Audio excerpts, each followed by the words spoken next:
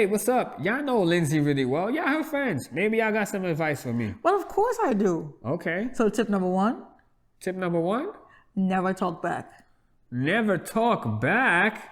Tip number 2. Tip number 2. Always provide her with a glass of wine. Are you sure that's a good idea?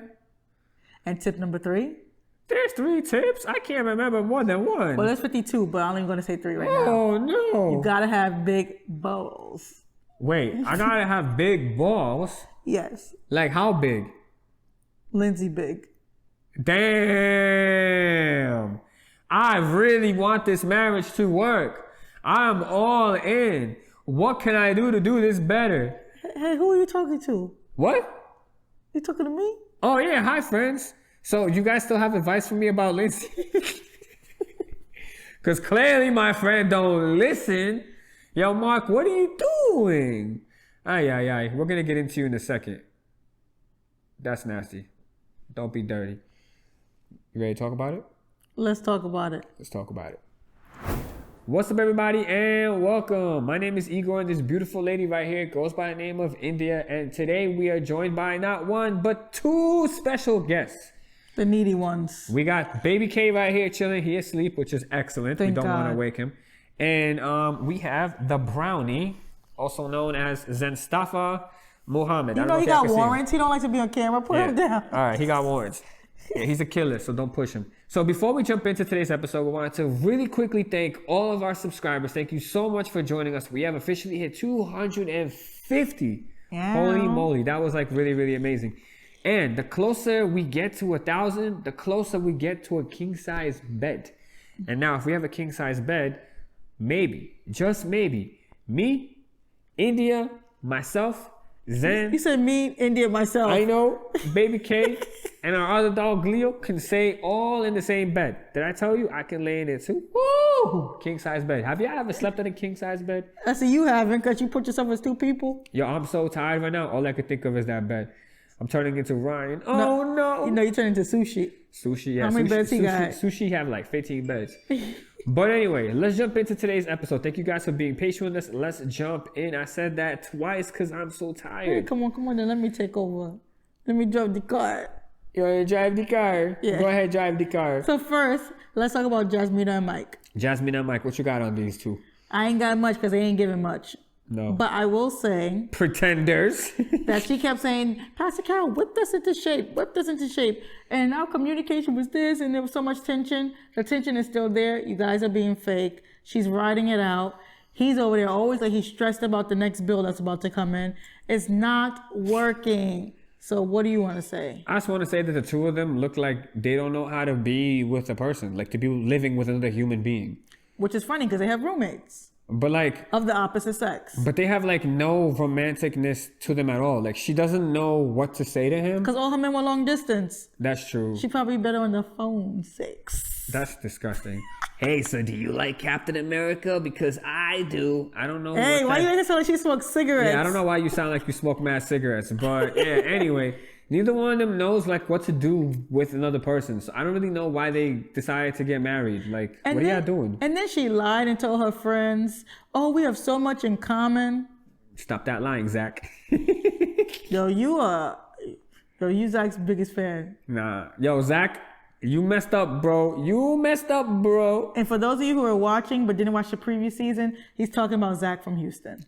He had like 15 personalities, and 14 of them were liars. Well, you got 3 of yourself trying to sleep in bed, me, myself, and I, Beyonce. Yeah. Yo, I'm mad tired. Let's keep going before he wakes up and... So, in addition to that, we also see her meeting with her friend, and her friend pretty much put her on spot and said, listen, you complain about Mike, but some of these character traits you have too. Yeah. So take a look in the mirror, homegirl. Yeah, when he's right, he thinks he's right. Doesn't anybody? Like, what are you talking about? So we can clearly see she's not used to having an intimate, close relationship with the male, and I don't think it's gonna work. Nah, hell no. And she knows what's going on with Chris and Alyssa, so she's pretty much like, oh, they ain't sending me home. I want this apartment. I don't really know why. I don't think it's about the apartment. She just don't want to look bad. Nah, she definitely don't want to look bad. She's trying to look good for the camera, but bro, we see, hey, you the problem, girl. You definitely the problem. So who do you want to talk about next? Who do you want to talk about next? I'm down for whoever. So let's go to Katina and O. Katina and what happened to his name? He went from Olajuwon to ISACC. His name got smaller, and now it's just O. Yeah. His name has like completely disappeared. Well, his personality is big enough, so we don't need to. It makes up for it. So I thought it was interesting that he cut his hair for her. He was all proud. Yeah, but that With his hairline do-rag all down. Why you cutting ass? He got the LeBron James hairline. Why you cutting ass? He's actually growing on us. Oh man, no, but he's trying. No, but for real, I do definitely give this People guy. probably don't think you have hairline because you always wear a hat. So what? People know I got no hairline. That's why I'm allowed to talk about people's hairlines. Okay, fine. Nah, but I gotta give him so much credit though, because out of all the men on this show this season, I feel like he is one of the only ones who actually knows how to treat a woman. I know that he has done some sus things. But just like in this clip, right? There was a clip where her friends were there, right? And they were eating food and whatever. And her friends were like, yo, who made this fried chicken? And Katina was like, I did. And Olajuwon, you know how he be doing. He be doing that face. He looked and he was like, yeah, he did not air her out. I ain't saying nothing. He That's had my her girl. back. Yeah, now if this was Mark on the other hand. Well, we're going to get to him. Lindsey, why are you lying? You did not make this chicken. We bought this chicken. You can't cook, girl. He probably showed a receipt and everything. But no, he definitely has her back. And I think he was trying to prove to her friends, because her friends had doubts about him, even though they were all lit and drunk. And he was like leaning and everybody was lit. That's the thing. Like, it's interesting because if you pay attention to the other clips where they were showing the couples talking to the friends or whatever, the friends were like, oh, yo, let me holler at you at the other room. Let me take you to the other room. Let's close the door. Right? Yo, between Katina and Olajuwon, they literally stayed in the same room. Everybody was so drunk and they were so comfortable with each other that it didn't matter if they were in the same room. And Olajuwon is mad loud. Yeah, you know, yeah.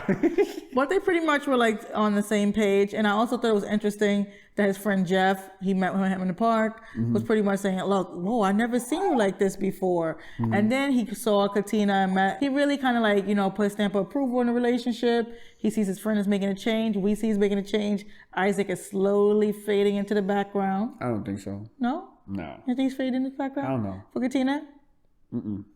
He gonna unleash the ISACC on Katina soon. Well, a question we had when we were watching it, because her friend brought it up, and I feel like her friend was trying to be slightly messy, was talking about, he said that, the first black girl you dated, and then Katina, like you said, has a way with words. It was like, well, let me very explain diplomatic. it. He's half white, and she rationalized it, talked about it. Do you think that when like he was showing her his house and he's doing the cutting of the hair and everything, do you think that he's really doing this because he genuinely likes her, but this is his first black girl and he wants to make it work? Or he was such an awful person to everybody in the past that he thought that, hey, you know what? Maybe if I go on TV, it will motivate me to do better and be a better person. So I don't know what his motive is. I don't know if he's being good because he wants to be good to her. I don't know if he's doing it because he got married. I don't know if he's doing it because she's the first black girl that was interested in him. Yeah, that's what I meant to say. Because he said, the girls before, the black girls weren't interested in me. So now he has one that's interested in him. And he's like, hey. I don't know. Do you guys believe that? Like, everybody so far has said he had no problems getting any kind of girls.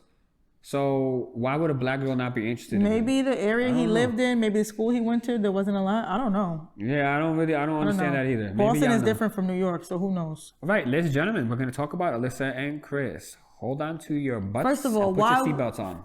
First of all, why are we still talking about them? Like, they are milking it. The producer's like, I want you now to go to the bowling alley. I want you to break the news. I want you to be talking to your mom on FaceTime. I want you to be, like, come on, like, this could have been a memo. This could have been an email. This could have been a text. It was no surprise to the people at the bowling alley. Alyssa's still lying. And I like that her friend that she met with said, you know what? I really wish I could have met this guy because she know her friend ain't shit. What? She didn't want to say it, but she know her friend ain't shit. That's why she was like, I wish I could have met this guy. And she's like, yeah, I'm going to move to Texas and get me a little cowboy. Like, you should have did that before signing up for the show because I don't think you're going to find a cowboy in the middle of Boston. This is my whole thing. If y'all really pay attention to when she was talking to her friend, why did her friend seem scared of her? Like, you saw how Jasmina's friend was just straight up like, yeah, but that's you. Like, her friend just seemed cautious. How come her friend was like so scared of what they're going to say? Like, dude, does everybody know that she's like a fragile piece of glass? Maybe Alyssa's the mean girl of the group. And you ever seen the movie The Mean Girl? But then why be friends with her? Like, what do you get out of being friends with some nasty person? There's always, everyone has friends. Even mean people have friends. Even mean people have friends. I don't really get it. Oh no, he's pretending to cry. You trying to show us how the lady cries? Oh no. No? You saying hi? Yeah, like I didn't really understand all that. And I'm glad her friend said what she said. And if you watch the after party, they showed Chris what Alyssa's friend said, and Chris was dying laughing because he was like, yo, even her friend knows that she a liar. Mm-hmm. But the bigger question we had, and when I asked the people is, what's up? Did Chris's friends save him or sabotage his relationship? She kept saying that, oh, his friends are the reason why I was so turned off by him. But then she also said that she didn't like him from the get-go. And she blurred out or whatever, blacked out, whatever. Yeah. So what do you guys think? Did his friends save him from that train wreck? Or did they cause the train wreck? I think they saved him from a long-term alimony, possible child support, grief, and hair loss. Yeah, for sure. And a lot of money, probably. Of course. Yeah. There's anything else on this couple you want to talk? Well, I'm not going to call them a couple. Anything else on these two? Yeah, how come every time they show, you know how they present the people like, oh, now we're going to show Alyssa and Chris, blah, blah, blah. Why are their pictures still like together? Like it should be, now we're going to show you guys Chris. Now we're going to show you guys Alyssa. Or show a fracture in the middle. Yeah, I don't know if they're going to be on the show anymore. I hope not. Because in the after party, Rudy said goodbye to Chris. She was like, all right, well, Chris, thank you for rocking with us. So it looks like he's not coming back, at least on the after party. Oh, okay, yeah, he can. Speaking of money, let's go to Steve and Noi. Oh, no. Okay, Steve and Noi. I never knew noodles were that serious. I never knew it. So did you guys catch what happened? It seemed as if he had put his noodles in the pot. I don't know if she put her own noodles in her pot or he put her noodles in her pot. Oh, Jesus. And then he just kind of went off to do his own thing. And so he's just chilling, I don't know, thinking and being creative, whatever the hell he's doing, looking at his bank account, making sure he got enough money. And yeah, and then he goes downstairs and he's like, hey, my noodles are like soggy and burnt. What's going on? And she was like, I can't. She almost turned into, what's her name? Alyssa? No, what's that girl from the other season? Michaela? Yeah, she almost turned into her, I can't. And just took sushi and grabbed sushi and left. I don't care about nothing. I don't need nothing. I just need my dog and I'm out. So yeah, she bounced. And he was like, where you going, honey buns? No response. And then apparently 24 hours later, it took 24 hours for her to finally sit down with him. And I gotta say, she was like really immature. Like, first of all, stop running to social media with your problems in a relationship. Talk about it amongst yourselves. That shows she's not ready to be a wife. She's not ready to be a mother. Why is she throwing subs at her husband? And like you said, his family follows. That's really embarrassing. Yeah, we were fighting over noodles. Even though we know it's deeper than noodles. Yeah, he was like, they're going to ask me, so what happened? Why did she post that message? Well, we got into a fight about noodles. Like, how dumb do we look? Like, he's right about that. Not only do they look dumb, and it's like, come on, like that could have been resolved. But I think it's deeper than the noodles. It goes back to her thinking that since he has no job, there's no sense of stability. But according to him, he has the good savings, he's prepared, and he can get a job anytime. Instead of speaking up, she's probably harboring it all in. She's boiling like those noodles, and about to boil over and explode. This is what I don't get, right? If y'all watched last season with Mirla and Gil, right? He kept going off and off about her bank account and how you need to save. Once they had that conversation, he kind of chilled out a little bit. I think Steve just needs to show her his bank account. Yeah. Show her your bank account. And if he has like 100K in there, 200K, I don't know how much money he makes. But if he has like a substantial savings, then I feel like she should leave him alone. I understand that, you know, he has money saved up, but she wants to have a stable income. But in today's day and age, it don't matter. Money is money. It doesn't matter if it's in your bank account or it's coming to your bank account. Either way, you still have it. So I don't really understand the whole beef with that. And it just seems like she keeps making demands and he has been nothing but like accommodating to her. She was like, oh, you know, Sushi sleeps on the bed. He was like, but Sushi has like 15 beds. Don't matter. She sleeps in all of them. Okay. And then what was the other thing he made an accommodation on? Picking up the poop. Yeah, he's not trying to do that. He went and bought a poop scooper. Like Steve continues to show us that he's in the relationship. He's trying his best. And for whatever reason, this is just something that he doesn't want to budge on. And if he actually has money, it's all good. But if you don't got money, then Steve, bro, you're not gonna be Steve Jobs. You're gonna be Steve Jobless. And we want that new iPhone. So get that creativity moving, bro. So yeah, I have no hope for these two because the lack of communication and I don't know if there's a big age difference. We can go back and rewatch, but I feel like there's a big age difference. She's 27. He might be 30 or something. I think he's like 38. There's a big age difference. He's 38? I think so. Oh, damn, he old. There's a big age difference and it's showing right now. Yeah. So the last couple we're going to go to, Mark the Shock. Oh, no. Just call him Maka. Mark. Oh, yeah. And Lindsey. Oh, no. We saw Mark trying to run to the car at the bowling alley. Mark is done. Mark is like, you know what? I'm gonna ask her friends for advice, even though I really know I'm out. I'm counting down to decision day. And she was hella disrespectful. Even though, and we disagree on this, me and you disagree. Even though the little disagreement she had with Katina, I'm thinking about margaritas, but Katina, we know that they've been through a lot so far between the bed bugs, the mom landlord, her fighting with people on the airplane.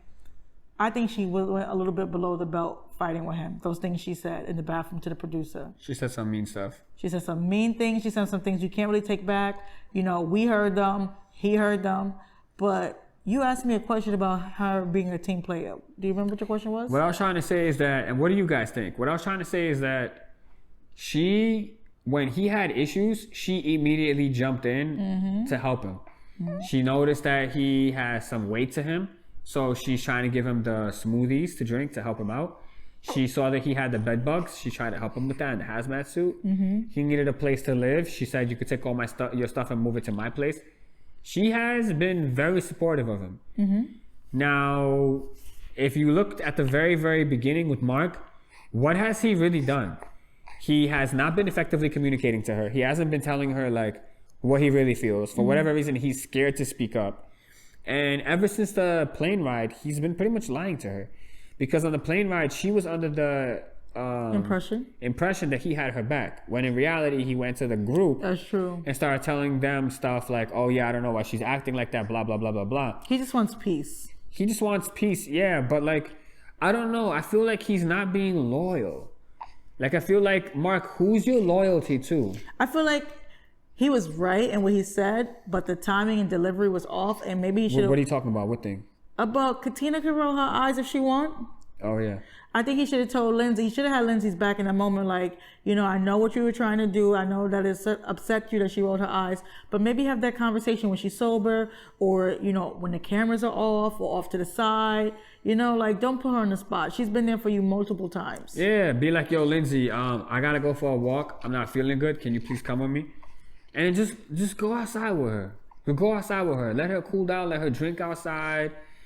Get her away from everybody. Just chill like that. But no, dude, you literally kind of left her. That's why she's in the bathroom crying and saying the things she's saying. Because you have shown her over and over and over that you're not there for her. And then in the last episode, he was talking about how I feel like I'm not in control. Dude, you can't control everything. Look at your apartment. Dude, things are out of your control. But if you run every single time when there's a challenge or a conflict, you're never gonna grow. And there's somebody else on this season who said the same thing, that when something happens, I usually run away. You're gonna end up like Johnny from last season and have nothing. Because these are the people who have nothing. The people who just see one thing and they out. Which is basically Jasmina, Alyssa, and now it's Mark. Y'all see one thing and y'all ready to quit. How do you expect to grow, learn, do better for the next person when the first thing you want to do is be out? You agree? No, he wouldn't be out this blanket. Yeah, he agreed. So I think that's all the couples, yeah? Yes. All right, ladies and gentlemen, thank you so much for watching. We're literally about to film the next episode of Love is Blind. And so, yeah, check that out. And then we'll see you soon. If you enjoyed what you saw today and what made you smile, laugh in any way whatsoever and brought some kind of happiness to your life, hit that like button. Don't forget to subscribe. Tell us how you feel in the comments. And we'll see you soon. All right, take care, everybody. Bye, guys. Booty crack. That's nasty. cheese in your booty crack. That's even worse. Cheese in your booty crack. Hey, cheese in your booty crack. Hey, I don't know what's worse. cheese in your booty crack. Probably the cheese in your booty crack. Would you lick it for $1 million? Nope. So if they said for $1 million cash, all you have to do is lick cheese out of someone's booty crack. You wouldn't Ain't do gonna it? be me. It's not gonna be me. Why is him watching us film? I don't know. What's up, dude? You good? You chilling? Stop Please before don't stop call before the police. police. Don't call the police.